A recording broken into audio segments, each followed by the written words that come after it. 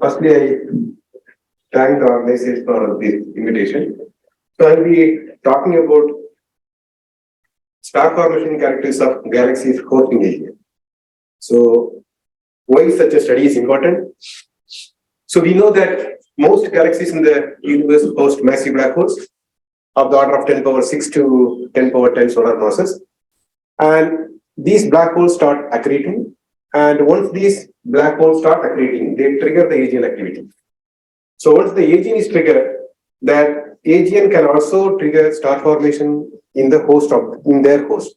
So there is a close connection between the AGN activity as well as the star formation in the host.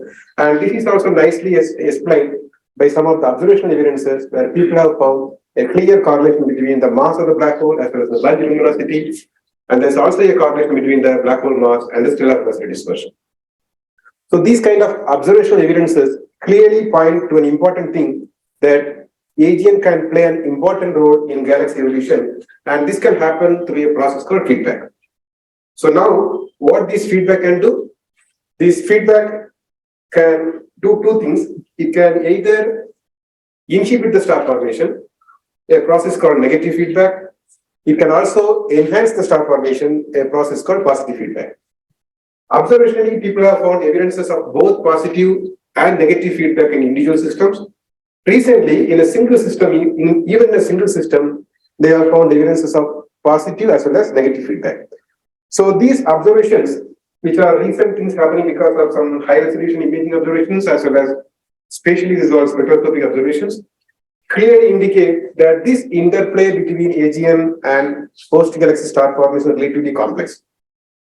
And the other observation evidence is that when people plot the relation between star formation rate and the stellar mass, they found a close relation in the case of star forming galaxies.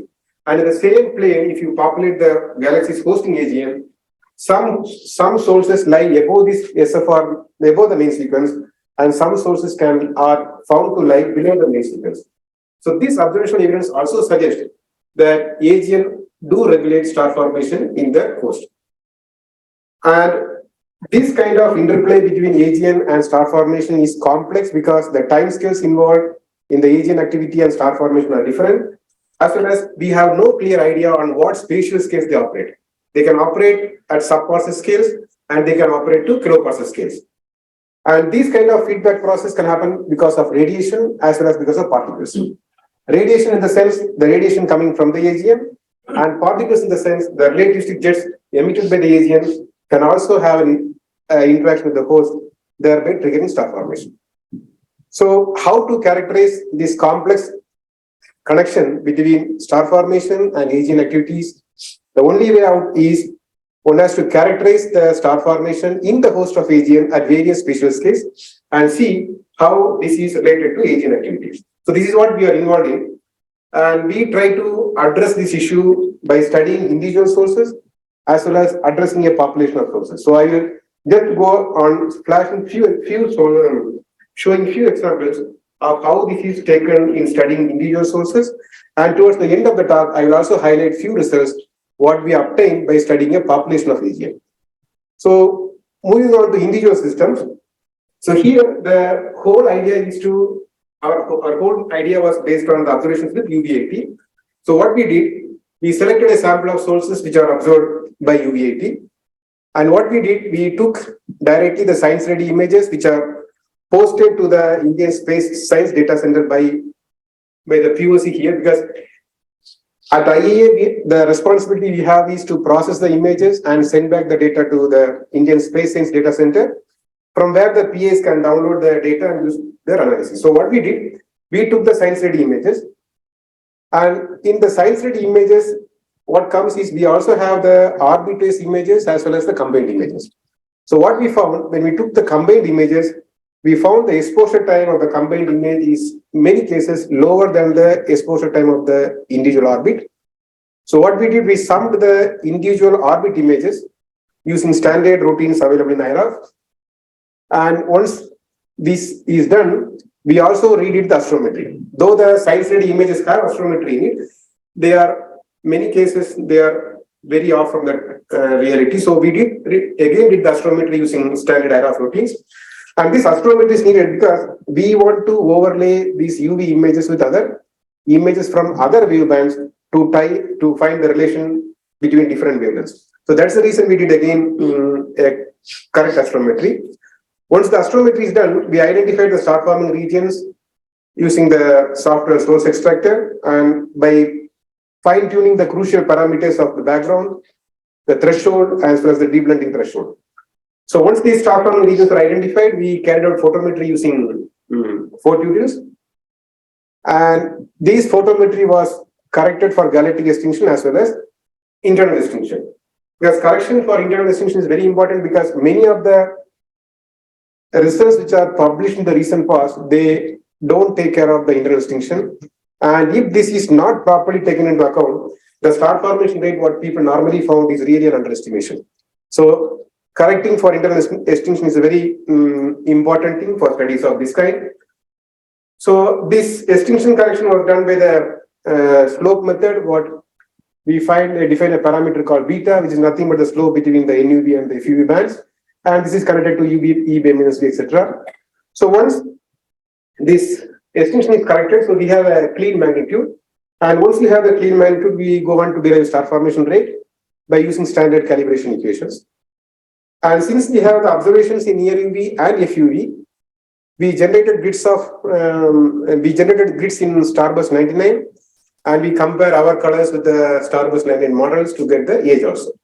So at the end of the exercise, we have a sequence of values telling about the star formation rate, and we also have values telling about the age. So these are some sample galaxies which we have initially processed. So here I show a few examples of 6 sources. So these all are FUV images having exposure time of the order of 5 to 6 kiloseconds. And these are the individual clumps which can be easily identified by the source extract software. So coming to the quick results, what we got. So as I told you, we had the clumps identified. We correct the internal extinction using the beta method. And here we show how the internal extinction varies as a function of galactocentric distance. And we can see in many cases, they are really more or less uniformly distributed. And the size of these points are mainly the sizes of the star forming clumps which we have identified. The one point which we want to stress is that these star forming clumps which we have identified are not corrected for the internal resolution, the points are function of UV80. So what we measure is the convolved size of the original thing with the PSF of UV80. So we are in the process of doing a deconvolution to find what is the actual size of these star forming clumps. Here we show the results of the star formation surface density, which is basically the star formation rate divided by the area of these clumps. Again, this area was not corrected for the deconvolve. So this is the observed sizes. So here also we could say they are more or less uniformly distributed, except for some sources where we find high star formation close to the center. We are yet to process the exact cause of these high star formation activity. So here I show the distribution of age for a couple of 2 sources, and at least in 1 or 2 sources, we found very small age close to the center. So this very small age of star forming clumps sitting close to the center of the AGN could be because of AGN activity. So this is the tentative conclusion we are drawing, but we are still analyzing these systems closely using data from other wavebands to try to see if these young star forming regions close to the center are due to young starbursts which are happening in the systems. So at this point, we are also trying to look into the effects of feedback by carefully analyzing these star forming knots which are close to the center. Now, in addition to these 6 sources, we also try to carefully look into one source. This is a dwarf AGN. The importance of this source is because when people normally do simulations, in the case of dwarf, they only invoke supernova feedback. But this is a AGN, so here our aim was to see whether there is any chance of finding evidence for AGN feedback. This is the motivation. So here, this is what I show you is the FUV NUV image of UV80. The scales is mentioned here. On the right hand side, I show the image of the FUV image of the same source, where the identified star forming regions are nicely marked. So as usual, we did the same exercise. We identified the star forming regions. We did correct for internal extinction, and then we corrected the star formation rate. But for these sources, we are also having H-alpha observations carried out using the SCT. And for the complete sample of our sources, we are also carrying out a H-alpha survey. And we are having an observing run in the coming week in the 3.6 meter at Davison. So we hope to finish this H-alpha survey of all these remaining galaxies as well. So what is shown on the top panel is the internal extinction in the case of FUV. And what is shown on the bottom panel is the extinction in the case of H-alpha. So here again, as usual, I show the star formation surface density. In the top panel, it's for FUV, and in the bottom panel is for H-alpha. Here is the distribution of the age as a function of distance. So what if you see in the case of FUV, the age is more or less uniformly scattered, whereas in the case of H-alpha, we find a gradual decline as we go in the age, as we go from the center of the AGN towards the outskirts. Here is the close-up view of the central 50 by 50 arc-second region of the AGN of the same source. And what we find here, close to the center of the AGN, we are having few regions where the surface density of star formation is really higher. So the point is, what is the cause for this increased surface density in close to the center of the source? So this is our finding. So we want to investigate what is the cause for this. So what we did, we looked into the multi-wavelength data. So what is shown here is the composite of the 1.4 gigahertz in the radio. So these observations are archival observations from the VLA. And what we show here is the C configuration image from the VLA at 1.4 gigahertz. Before doing that, since we want to compare our observations with the VLA data, so we smoothed the UV80 observations to the resolution of the VLA 1.4 gigahertz. And we also show the 24 micron image in blue. And this circle is the radius at which the surface brightness goes to 25 magnitude per arc second square. This is the D25 parameter. The idea to do this is we want to compare we want to calculate the star formation rate over the complete ring and try to see to compare with already available observations. That is the whole idea for calculating the star formation of the complete ring. So what is shown on the right is the H1 image in red and the galaxy image in FUV. And marked on this, there are 3-4 contours A, B, C, etc. given in white color. These are the regions which are having high star formation rate. And overplotted on red, in this region, we are having the 1.4 gigahertz VLA observation, VLA image. So this region, we have lots of radio emission, whereas in the other images, though there are no radio emission, the star formation rate is really high. So to understand, these red circles are just like point sources in the VLA image? No, so we smooth the image, so we could get only one contour, 1 or 2, 3 contours. Okay, so those are marked as that small. These small spots, I'll come to that later. These are basically supernova positions there. So the idea of marking the red will come there. So we found high star formation rate in these regions, and in this region B, the VLA emission is sitting as a diffuse emission. So we want to know what is the cause of the diffuse 1.4 gigahertz emission. So we try to look into the catalog of supernova positions. So what is shown on these small red dots? Sir, one question. This is the dwarf galaxy. Yes. And those are rare with AGN, right? Yes. Actually, this was the case. It's an initial thought, but now what happened? The recent couple of years, when we tried to analyze dwarfs carefully, and when we took the spectroscopy observations from SDSS data only, we are able to see many dwarf AGNs, many dwarf galaxies which are hosting AGN. So this is the recent thing. The center of a dwarf galaxy itself is hard to pinpoint normally. So does the AGN lie at the? Yes. So there are two diagnoses they are using. First things they do by emission line ratio plots. Then they also try to look for X-ray positions. So the central AGN here. They have good observations from reverberation mapping, they have X-ray variability, all those informations are there. So it's really a confirmed region sitting here. With a black hole mass of 10 power 4 to 10 power 5. So really low mass black holes. It would be nice to draw the center because I'm not sure where exactly the center is. The center is somewhere here, so it's not very got it. So these are the optical agents.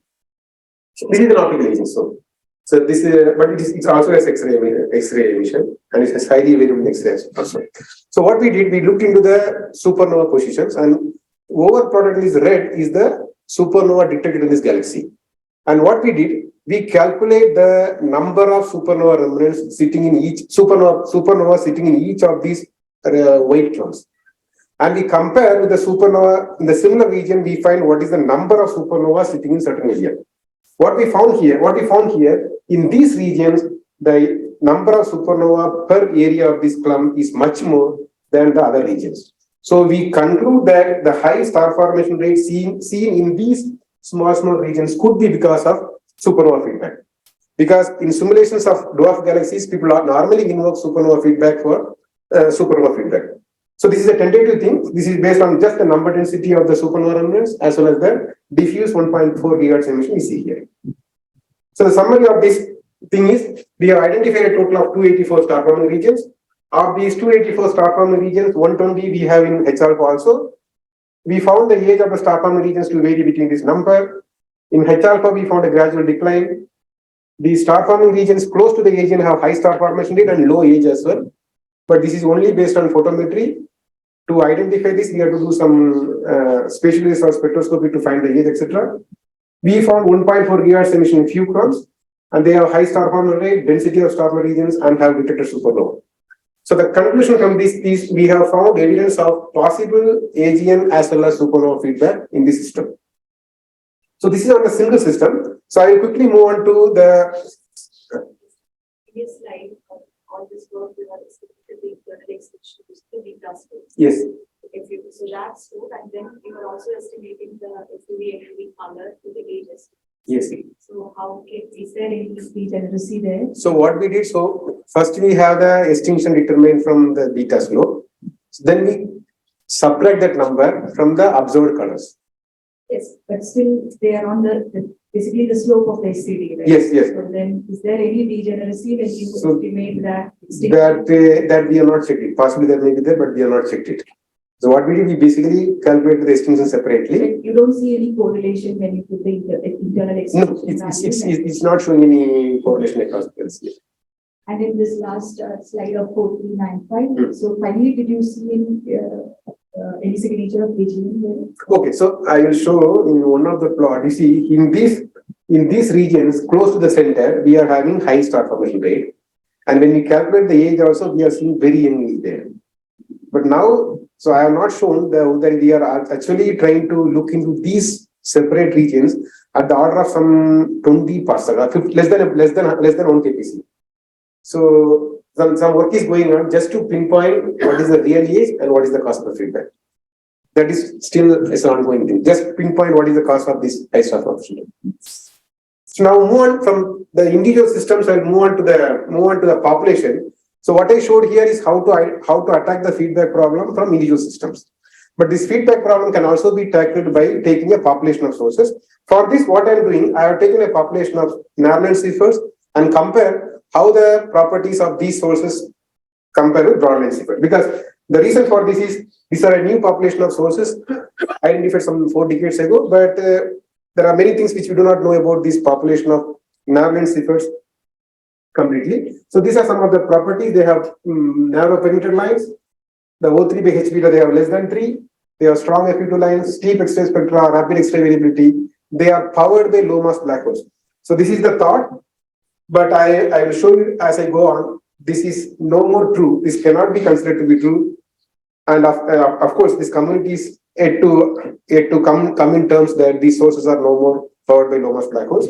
A small fraction of these sources are found to be radio loud, and a minority of these sources are also detected in the Fermi gamma ray band at higher levels. So detection of Fermi gamma ray bands clearly says that these sources are native jets.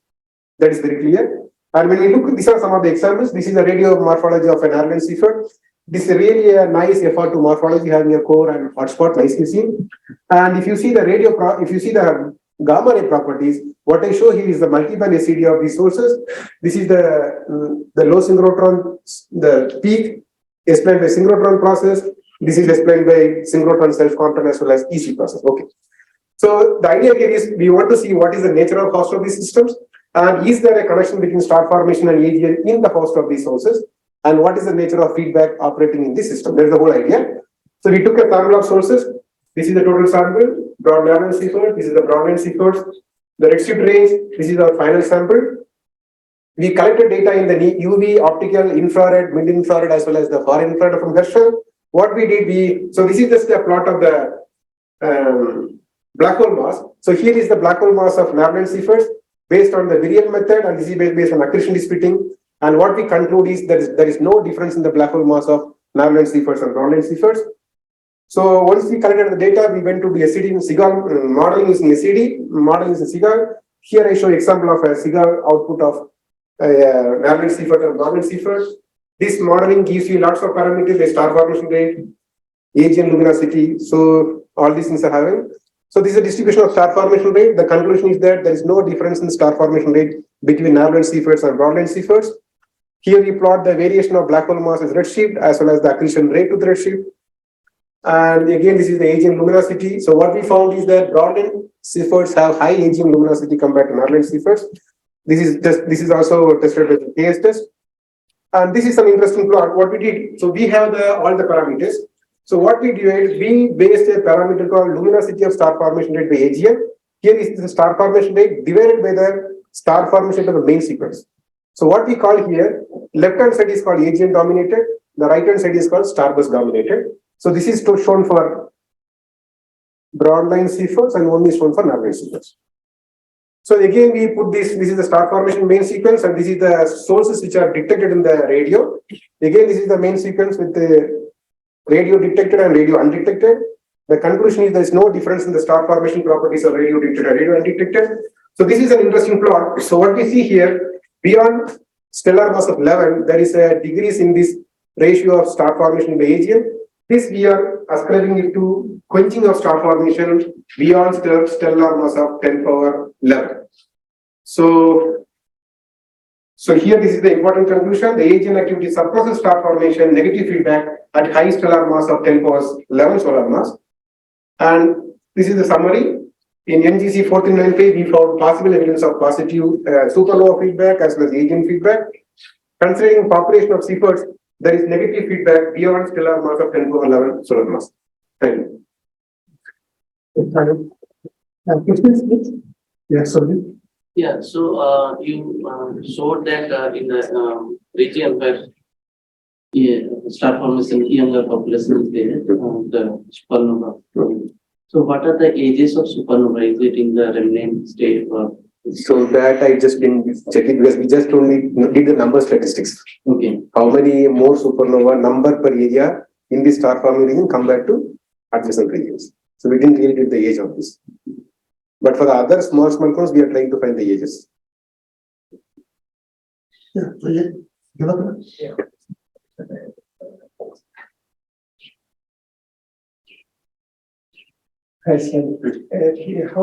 How are the mass for this black hole in NGC 4295 found out, and it is, as you said, the 4 solar masses, the feedback may not be as powerful as cosmological models require. So that's my worry. So meanwhile, any any feedback from massive stars is much more powerful, I guess, compared to feedback from such a low mass black hole. Yes, but okay, that's subsequent to this, we just want to tackle this, whether it is what was young star forming region we saw in the center, is it because of feedback from AGN or some other process, or even stellar feedback?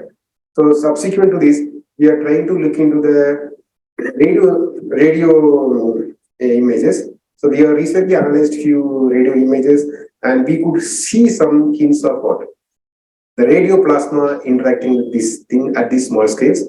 And the other piece of evidence, what we are finding, we try to analyze the IFU data, both in the optical and near infrared. And these outflows are also nicely seen at very small scales. At the last case, we are not gone. Okay, so possibly there is definitely a AGN feedback and definite signature of radio plasma interacting with the ISM. But I have not showed here. So this is some of the work which we are currently getting. So possibly there is a feedback. Yeah. But this first question: how are the mass is determined for such a small black hole? This black hole mass. Yeah. Okay, so they did by reverberation mapping methods. The whatever mass range I am quoting of 10 power 3 to 10 power 5 is mainly based on reverberation mapping. Yes. but extrapolating the relation, right? No. This is the repeated observations in the spectroscopic, and they did the reverberation mapping black hole mass. The first estimation was 10 power 5 solar mass using HST C4 line. Then recently they did using optical, just a Nature paper in 2019. So they quoted 9,000 solar mass.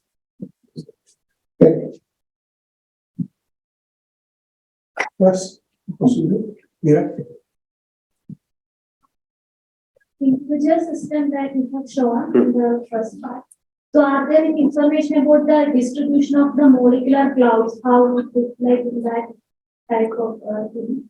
Okay, for these 6 systems which I have shown there, we have not looked into the CO, but for NGC 495 we have looked into it. I have not shown here. Yeah. That molecular thing also we have looked into it. So why I'm here, of course, in your galaxy, the gap content is both H1 and H2 is quite low, but we have talked about this. The feedback that comes from the supernova is affecting the star formation, right? So when we have this gap content high, so there will be turbulent cascade happen. So that even affects star formation, both in positive and negative. So that is why I am curious whether any turbulent indication is coming to us. Okay, so I agree. So you see, if there is high star formation, that can also lead to supernova. That is 1%, okay? But that we are not touched here. So we are only telling there is a spatial coincidence of more supernova sitting there. So this could be one possibility. But at that scales, we have not looked into the CO emission till now. Whatever CO emission I am talking, we are looking at the small central scales to answer whether it is really AGN feedback happening there. So this spatial scales, we are not looked into it. So maybe we'll try to look in later. Okay. Thank you. Long live India and France friendship.